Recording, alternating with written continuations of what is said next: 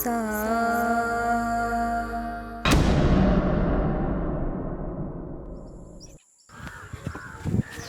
अरे पकड़ो ना यार, पकड़ो ना। अरे क्या शिक? अंदर भूत है, पता नहीं क्या भूत? हाँ, हमारी मम्मी कहती है कि काकोली दीदी अपने घर में भूतों को बुला के बात करती है। हम काकोली दीदी के पास म्यूजिक सीखते थे, वो हमको नहीं डरेगी, हम बॉल लेके आते। अरे चलो हेल्प करो, चलो।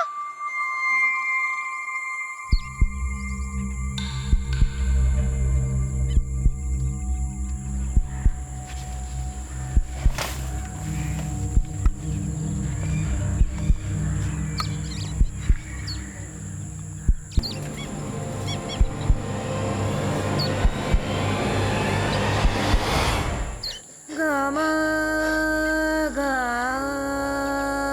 सा, गामा गा सा। काकोली दीदी, ये कौन सा राग है? ये राग है। कहते हैं राग गाओ तो आत्माएं आती है।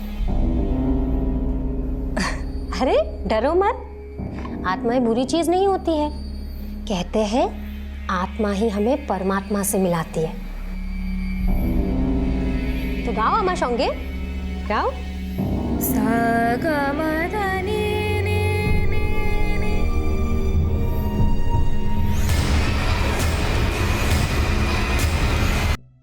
ये वाला लाल? भैया काकोली दीदी को ये वाला लाल नहीं चाहिए। तो कौन सा लाल?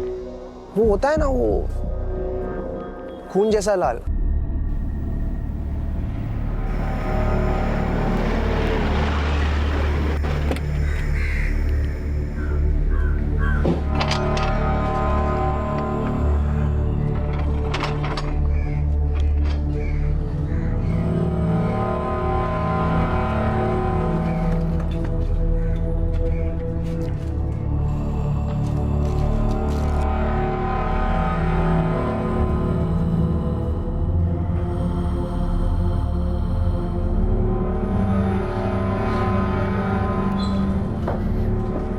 काकोली दीदी, सॉरी दीदी, हमने आपको डिस्टर्ब कर दिया। आप करिए म्यूजिक प्रैक्टिस, हम आते हैं। अच्छा हाँ दीदी, एक और चीज, आपका फेवरेट लाल दुपट्टा एक बार ट्राई कीजिए। लगता है पिज्जा वाला आ गया होगा। दीदी हम इसे यही रख देते हैं, आप ट्राई कर लीजिएगा। हाँ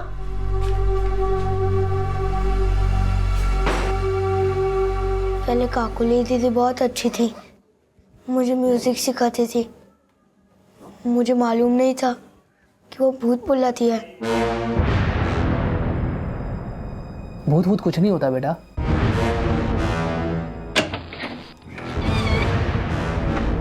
एक्स्ट्रा चीज है ना? हाँ भैया, जैसा काकोली दीदी को पसंद है बिल्कुल वैसे ही बनाया। वो तो दीदी टेस्ट करने के बाद ही बताएगी। Thank you.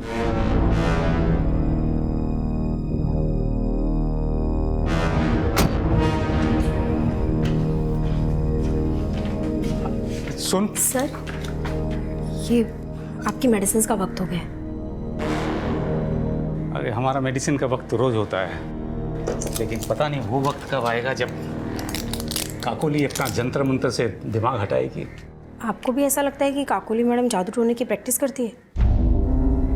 कुछ तो करती है, तभी तो सौरभ के अलावा किसी को अपने कमरे में आने नहीं देती है। दीदी पिज्जा आ गया। लेकिन आज हम पता करके रहेंगे वो करती क्या है।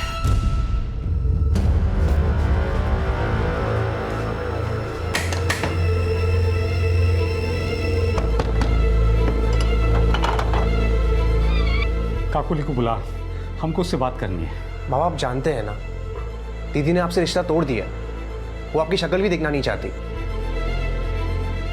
बाबा, ये आपने अच्छा नहीं किया। मेरी बात सुन। मुझे आपसे कोई बात नहीं करनी। आज के बाद हम आपके लिए मर चुके। देख सौरभ, हम जानते हैं कि काकोली हमसे नाराज है, वो हमसे तो मिलेगी नहीं, बात नहीं करेगी। इसलिए हम तुझसे विनती करते हैं कि तू उसे तंत्र मंत्र के चक्कर से दूर कर। पापा उनको ये सब करके सुकून मिलता है, और दीदी पूजा करे कुछ भी करे, हम उनको क्यों रोके? पता नहीं क्या उठपटांग करती रहती है। आप नहीं चलेगा ये सब।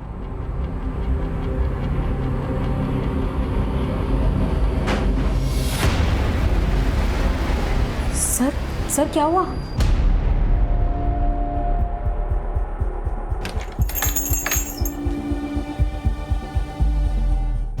ये ले रख ले, तेरे 3 महीने की तनख्वाह। बस अब आने की जरूरत नहीं है।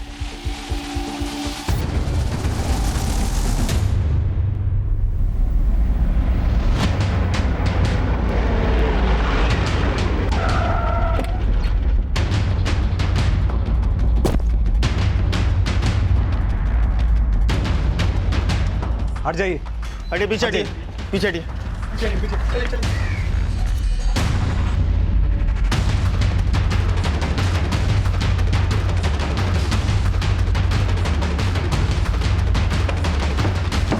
अंदर से लॉक है, तोड़ो।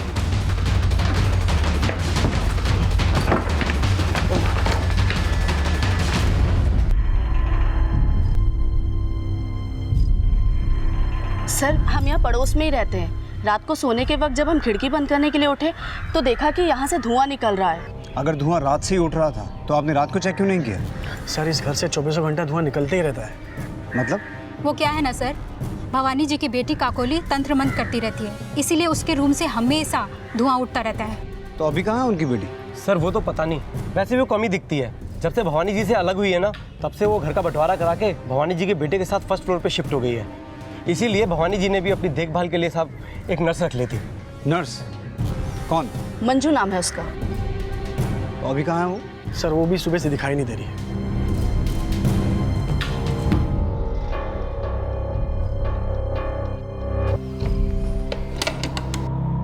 भवानी जी की बेटी के साथ भवानी जी का बेटा यहीं रहता था? जी सर। उसका रिश्ता कैसा था भवानी जी के साथ? हमें तो लगता है कि काकोली ने उस पर भी जादू टोना कर रखा था और उसे अपना पहरेदार बना रखा था ताकि उसकी तंत्र विद्या पर कोई भी बाधा न डाल सके। क्या नाम बताया आपने भवानी जी के बेटे और बेटी का? सर, बेटी का नाम काकोली और बेटे का नाम सौरभ।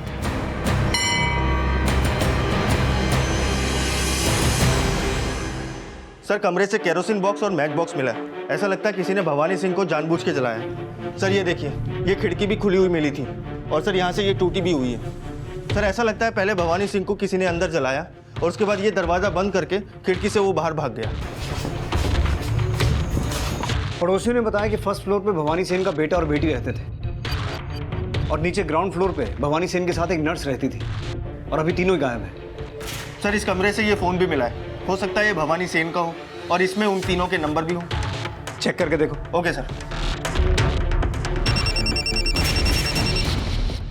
हेलो, हाँ भवानी सर।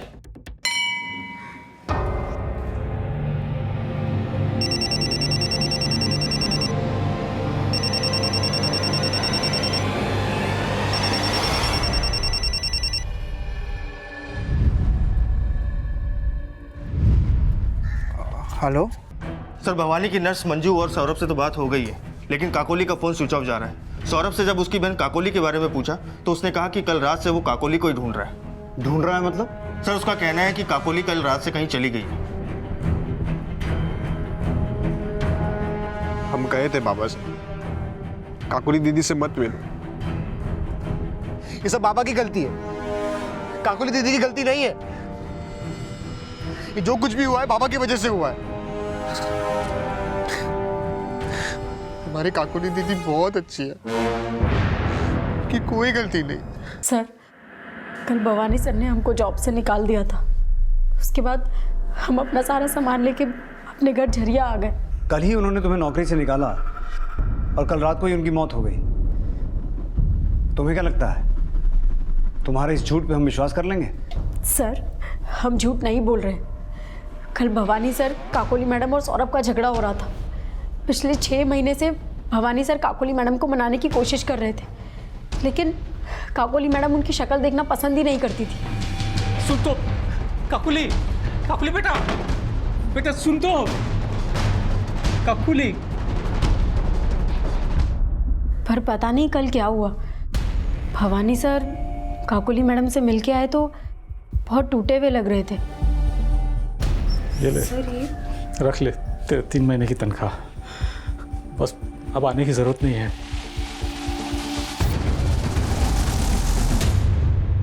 तुम्हारी ये बात सच है? इसका कुछ सबूत है तुम्हारे पास? सर सबूत कहाँ से? हाँ सर, कल जब हम जा रहे थे तो सौरभ ने हमको जाते हुए देखा था।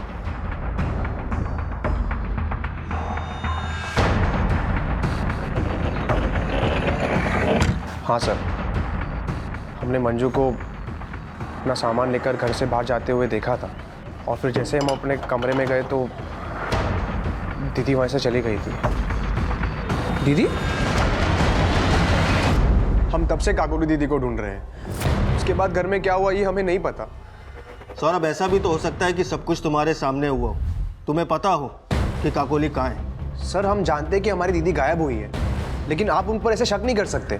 चलो शक नहीं करते, लेकिन एक बात तो पक्का है ना कि काकोली और तुम्हारे फादर के बीच में झगड़ा चल रहा था। तो ऐसा क्या हुआ कि तुम दोनों फर्स्ट फ्लोर पे रहने चले गए? ये हमारी फैमिली का पर्सनल मैटर है। तुम्हारे फादर का मर्डर हो गया और तुम पर्सनल मैटर की पीपड़ी बजाए जा रहे हो। सर प्लीज़ फोर्स मत कीजिए, हम नहीं बता सकते आपको। हमको नहीं पता कि काकोली मैडम और भवानी सर के बीच में झगड़ा क्यों हुआ, लेकिन उस दिन के बाद से काकोली मैडम ने भवानी सर से बात करना बंद कर दिया और ऊपर वाले कमरे में अकेले में कुछ तंत्र साधना करने लग गई। दीदी को पूजा करके शांति मिलती है, इसलिए वो पूजा करती है। लेकिन हमने तो सुना है कि तुम्हारी दीदी काला जादू किया करती है। हाँ सर, लेकिन उन्होंने कभी किसी का बुरा नहीं सोचा। वो दुखी थी, उन्होंने सबसे बात करना बंद कर दिया था। हमसे भी कम बात करती थी, लेकिन उन्होंने कभी किसी को तकलीफ नहीं पहुंचाई। पर अब दीदी कहाँ है सर, ये हमें नहीं पता। सौरभ, एक बात अच्छे से समझ लो कि अगर हमें पता चला कि तुम्हें पता है कि तुम्हारी दीदी कहाँ है, तो ये तुम्हारे लिए अच्छा नहीं होगा। यही नंबर है ना तुम्हारी दीदी का? और तो कोई नंबर नहीं है? नहीं सर। तुम्हारे फोन में तुम्हारी दीदी का तो फोटो होगा ही, दिखाओ जरा।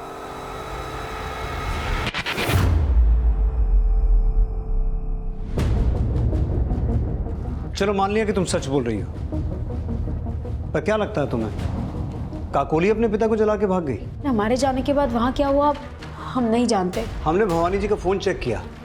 कल दोपहर 2 बजे उन्होंने किसी विक्रम भारद्वाज को फोन किया था। जानती हो ये विक्रम भारद्वाज कौन है? जी सर, विक्रम जी भवानी सर के बहुत अच्छे दोस्त हैं और उनके फैमिली लॉयर भी। और हाँ, कल भवानी सर सुबह उनसे मिलने के लिए भी गए थे। मंजू और सौरभ दोनों रडार में थे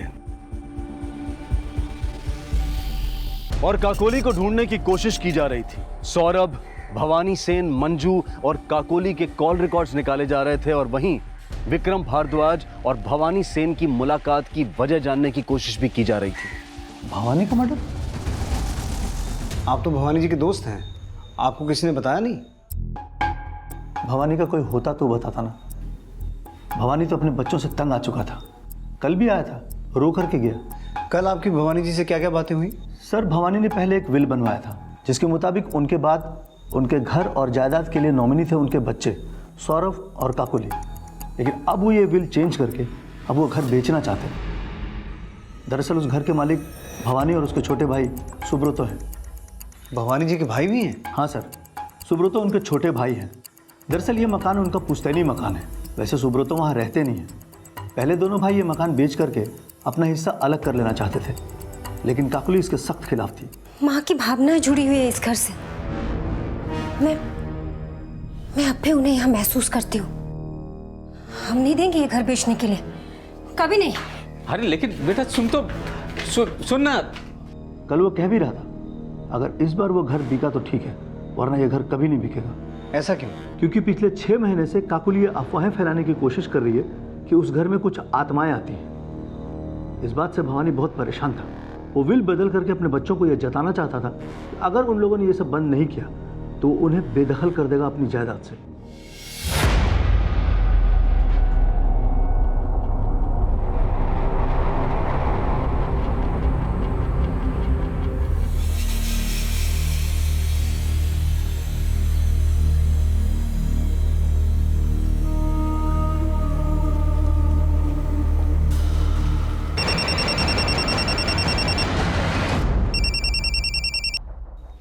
hello hello Manju. Subrato sir, हम कब से आपका फ़ोन ट्राई कर रहे थे। हाँ, वो मैं ड्राइव कर रहा था इसलिए फ़ोन नहीं उठा पाया। वो काकोली का कुछ पता चला? देखिए सर, हम बोल रहे हैं कि काकोली मैडम के बारे में हमको कुछ नहीं पता है। अच्छा, सौरभ अभी कहाँ है? सर वो घर पे नहीं था, हम वहीं से आ रहे हैं।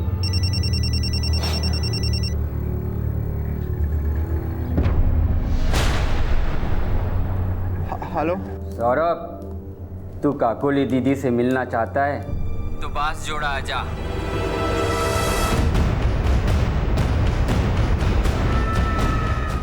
सर भवानी की नर्स मंजू के कॉल रिकॉर्ड के मुताबिक 16 अगस्त की रात 10 बजे वो झरिया में थी जहां उसका घर है। लेकिन सर काकोली का फ़ोन 16 अगस्त की रात 12 बजे उसके घर के पास वाले एरिया में बंद हुआ था। हमें भवानी सेन की लाश 17 अगस्त की सुबह मिली थी। हो सकता है इनकी मौत भी 16 अगस्त की रात को 12 बजे के आसपास ही हुई हो। इनकी पोस्टमार्टम रिपोर्ट का क्या स्टेटस है? सर लाश तो पूरी तरह जल चुकी थी, इसलिए पोस्टमार्टम रिपोर्ट आने में 2 से 3 दिन तो लग जाएंगे। सर मैंने काकोली के पिछले 6 महीने के कॉल रिकॉर्ड को चेक किया।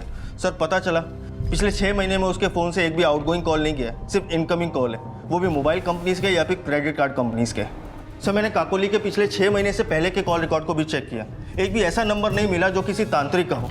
लेकिन सर एक और बात पता चली है, ये मंजू भवानी के भाई सुब्रतो से फ़ोन पे लगातार बात किया करती थी। कहाँ रहता है?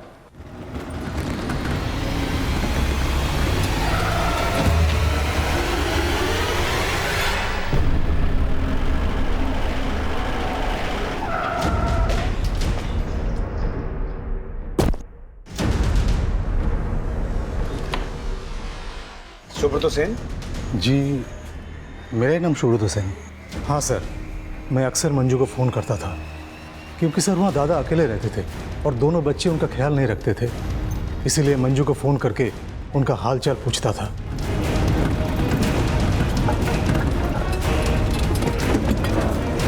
तो आपको क्या लगता है भवानी जी को इसलिए जलाकर मारा गया क्योंकि वो काकोली को ब्लैक मैजिक करने से रोकते थे, या फिर भवानी जी की मौत की वजह उस घर से जुड़ी है जो उनके मरने के बाद आपका हो जाएगा? नहीं सर, वो घर मुझे नहीं चाहिए, और वैसे भी अब वो घर कहाँ बिकने वाला है। लेकिन भवानी जी के लॉयर का कहना है कि भवानी जी वो घर बेचना चाहते थे। आपको इस बारे में पता था? जी सर, पता था।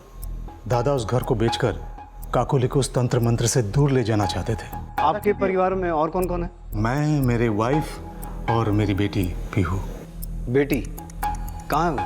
करीब 6 महीने पहले वो यहाँ बोल के गई कि कुछ दिन सौरभ और काकोली के साथ रहना चाहती है। फिर सर अगले दिन मैंने पीहू को फ़ोन किया, उसका फ़ोन बंद था। उसके बाद मैंने सौरभ और काकोली को भी फ़ोन किया, लेकिन उन दोनों ने फ़ोन नहीं उठाया।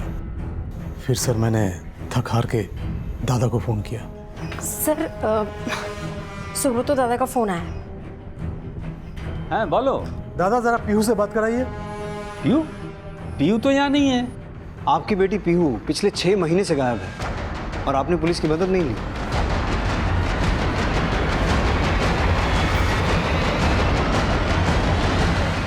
सर सौरभ का फ़ोन काफ़ी देर से बंद आ रहा है और वो कल से घर भी नहीं पहुंचा।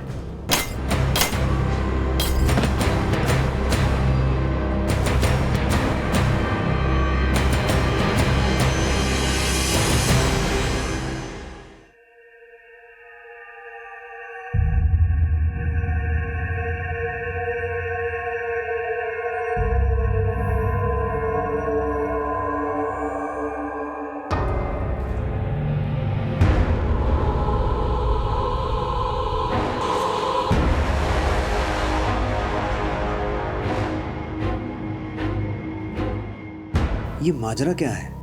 ये हवन सामग्री, सड़े हुए पिज्जा के टुकड़े और ये कपड़े पहनाया हुआ स्केलेटन। सर तंत्र पूजा में स्केलेटन की पूजा होती है। लेकिन इस तरह से स्केलेटन को कपड़े पहनाकर कोई तंत्र पूजा करता है क्या?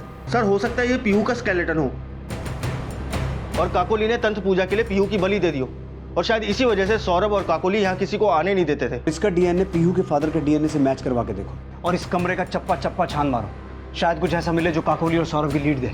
Okay sir.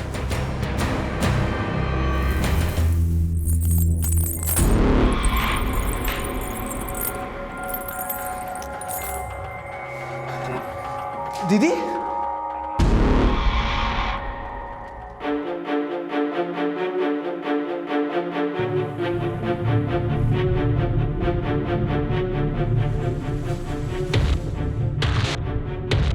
काकोली प्लीज़ इस तंत्र मंत्र के चक्कर में अपनों से नाता मत तोड़। चाहे तो हमें लाख बुरा समझ, लेकिन तेरा बाबा तेरा भला ही चाहता है। प्लीज़ हमसे बात कर। भवानी सर काकोली मैडम को 6 महीने से मनाने की कोशिश कर रहे थे। फ़ोन से मिलती नहीं थी तो भवानी सर अपनी सारी बातें एक पेपर पे लिख के उनके कमरे के दरवाजे के नीचे से सरका देते थे। उन चिट्स पर बहुत कुछ ऐसा लिखा था जिससे भवानी और काकोली के मनमुटाव की असल वजह की एक थ्योरी बनने लगी। सर भवानी की पोस्टमार्टम रिपोर्ट के हिसाब से उसकी मौत 16 अगस्त की रात तकरीबन 12 बजे के आसपास जलने की वजह से हुई थी। सर केरोसिन टिन पर भी भवानी के ही फिंगरप्रिंट थे। लेकिन सर भवानी के घर के पीछे जो हमें खिड़की खुली हुई मिली थी उस पर सौरभ के फिंगरप्रिंट मिले हैं। सर सौरभ का ये कहना था कि वो उस रात काकोली को ढूंढने गया था। सर हो ना हो वो हमसे झूठ बोल रहा है। उसने हमें काकोली और भवानी के बीच हुए झगड़े की वजह बताने से भी मना कर दिया था। ये हमारी फैमिली का पर्सनल मैटर है। लेकिन इन चिट्स को पढ़ने के बाद ऐसा लगता है कि काकोली और भवानी के बीच हुए झगड़े की वजह भवानी का नाजायज रिश्ता हो सकता है। ये देखो काकोली, तुम हमें गलत समझ रही हो। हमने तुम्हारी माँ को ना पहले धोखा दिया था और ना ही उसके मरने के बाद दे रहे हैं। ऐसा बहुत कुछ इन चिट्स पे लिखा हुआ है। इसको पढ़कर तो ऐसा ही लगता है कि भवानी का शायद किसी के साथ कोई नाजायज रिश्ता था। मंजू के साथ उसका अफेयर हो सकता है। वो पिछले 1 साल से उसके साथ रह रही थी, लेकिन गायब होने से पहले वहाँ पीहू का भी आना जाना था। इस पीहू से जुड़ी हर इंफॉर्मेशन निकालो। Okay sir. सर सौरभ का फ़ोन कल शाम बांसजोड़ा में बंद हुआ था। उसका फ़ोन बंद होने के 3 घंटे पहले उसे एक नंबर से कॉल आया था। उस समय सौरभ के फ़ोन की लोकेशन करकेंद में थी, लेकिन उसके बाद से उसका नंबर बंद आ रहा है। करकेंद और बांसजोड़ा दोनों जगह पूछताछ करो, शायद सौरभ के बारे में कुछ पता चले।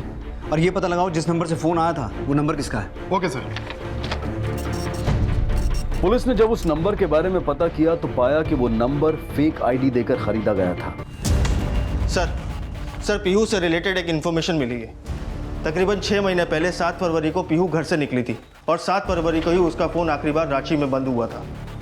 रांची में? पीहू के पेरेंट्स ने हमें बताया था कि वो भवानी के घर गई है, तो फिर उसके फ़ोन का रांची में बंद होने का क्या कनेक्शन हो सकता है? सर हो सकता है कि पीहू के माँ बाप हमसे झूठ बोल रहे हो, क्योंकि पीहू का सोशल नेटवर्किंग साइट पर एक अकाउंट है और उसी अकाउंट के जरिए वो काकोली से टच में थी। सर जिस आईपी एड्रेस से लास्ट टाइम तक वो ऑपरेट कर रही थी अपना अकाउंट, वो आईपी एड्रेस रांची का ही था।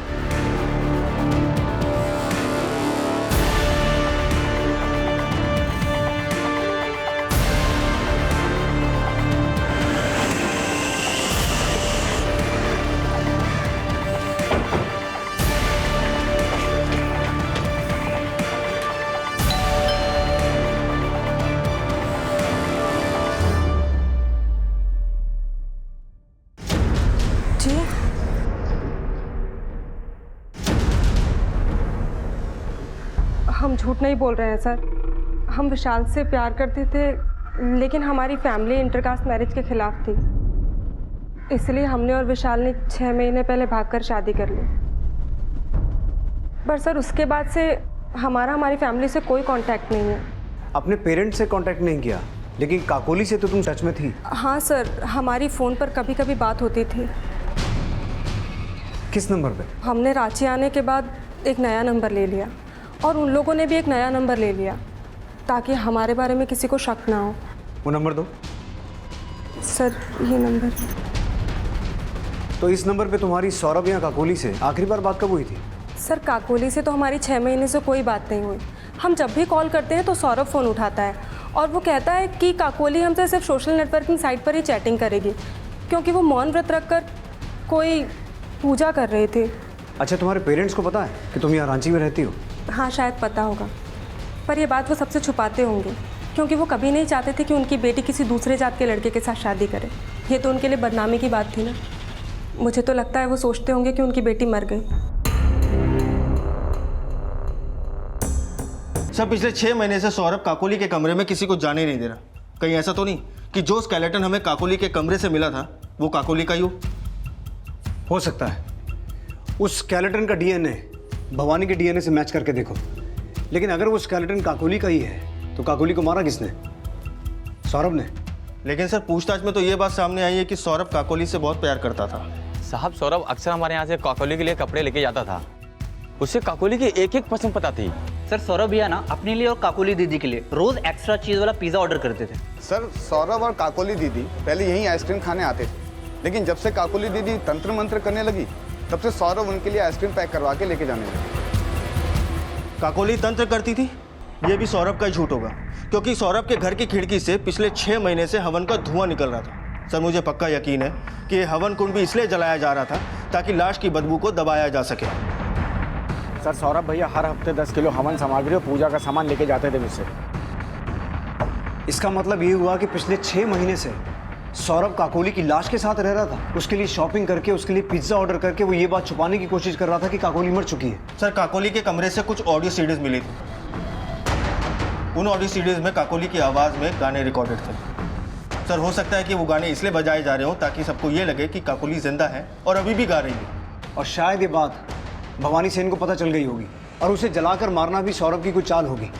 पीहू ने हमें काकोली और सौरभ का जो दूसरा नंबर दिया था उसके कॉल रिकॉर्ड निकालो, ये पता लगाओ कि वो नंबर कब और कहाँ बंद हुआ था। शायद हमें सौरभ की कोई लीड मिले। मुझे लगता है सौरभ के साथ इस काम में कोई और भी शामिल होगा जो इस बारे में सब जानता होगा। Okay sir. पुलिस सौरभ के दूसरे नंबर के कॉल रिकॉर्ड्स को खंगाल ही रही थी कि तभी सौरभ को एक तांत्रिक के साथ देखे जाने की लीड मिली, जिसको कुछ दिन पहले भी वहां देखा गया था। और पुलिस को उस तांत्रिक के ठिकाने के बारे में पता करने में भी ज्यादा देर नहीं लगी।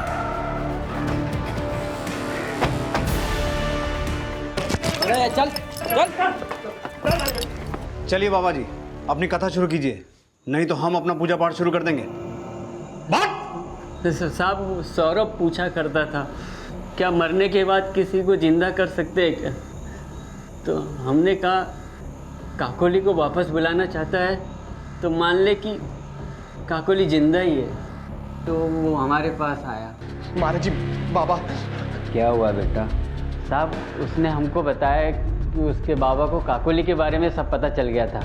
ना मिलने से कौन सी सुधरी बात? आज बिगड़ती है तो बिगड़ जाने दे बात। जाने दे। अरे बाबा, अरे बाबा काकोली, काकोली कहाँ है? कहाँ है काकोली? बाबा ये काकोली दीदी है। तू उसका गुरु था और तुझे नहीं पता था कि वो क्या कर रहा है? नहीं साहब नहीं, हम तो बस इतना जानते थे कि काकोली मर चुकी है। फिर हमको लालच आ गया तो हमने फ़ोन करके वापस बुला लिया। साहब हमने कहा काकोली को बुलाने के लिए एक विशेष पूजा करना पड़ेगा, उसका खर्चा है 5 लाख रुपया। दीदी कहाँ है? मालूम नहीं है। अरे दीदी कहाँ हो जाता है? दीदी कहाँ है?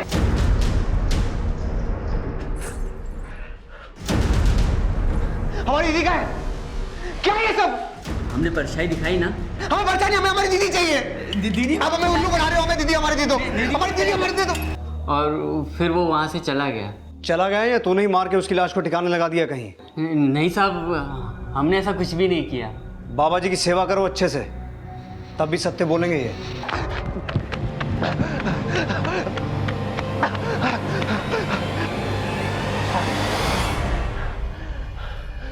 सर सौरभ का दूसरा नंबर जो हमें पीहू ने दिया था वो 12 जोड़ों में उसी दिन बंद हुआ था जिस दिन पहला नंबर बंद हुआ था। सर उसके दूसरे नंबर के कॉल रिकॉर्ड से ये पता चला है कि उसके दूसरे नंबर पर भवानी की नर्स मंजू कॉल किया करती थी। मंजू? हाँ सर, हमारी उस नंबर पे सौरभ से बात होती थी। तुम्हारे पास उसका दूसरा नंबर कहाँ से आया? तुम्हें पता था ना कि सौरभ के रूम में वो स्केलेटन किसका है? बोलो। हाँ सर, वो हमको पहले ही पता चल गया था। पिछले 6 महीने से सौरभ उस स्केलेटन के साथ रह रहा था। और भवानी सेन, तुमने उसे इस बारे में नहीं बताया? नहीं सर, वो सौरभ ने हमसे रिक्वेस्ट की थी कि हम किसी को कुछ ना बताएं। रिक्वेस्ट की थी या तुम उसे ब्लैकमेल कर रही थी? ये तुम्हारा बैंक स्टेटमेंट 2.25 लाख रुपए हैं इसमें और एक 5 लाख की एफडी है। इतना पैसा कहाँ से आया?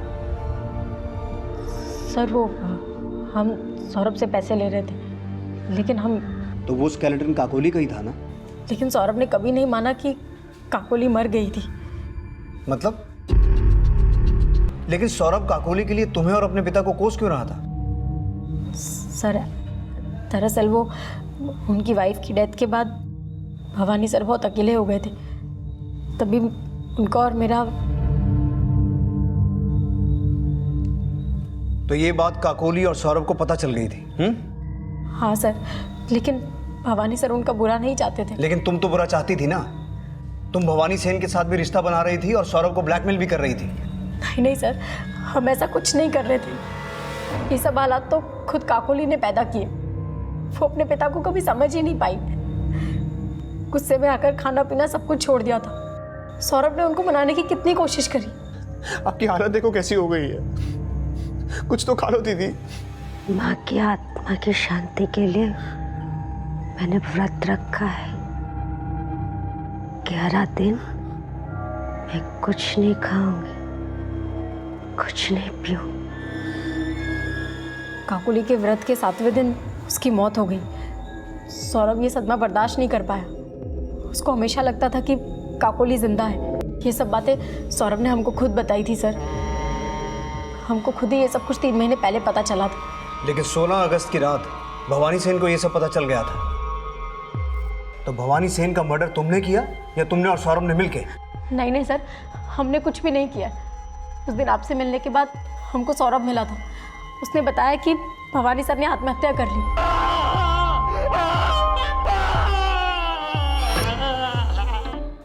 सौरभ उनके कमरे में गया, बचाने की कोशिश की, लेकिन उनका रूम लॉक था। वो पीछे के रास्ते से गया, वो भागकर ऊपर अपने कमरे में गया, लॉक किया और वहां से भाग गया। और जल्द ही सौरभ की तलाश उसकी लाश मिलने के बाद खत्म हो गई।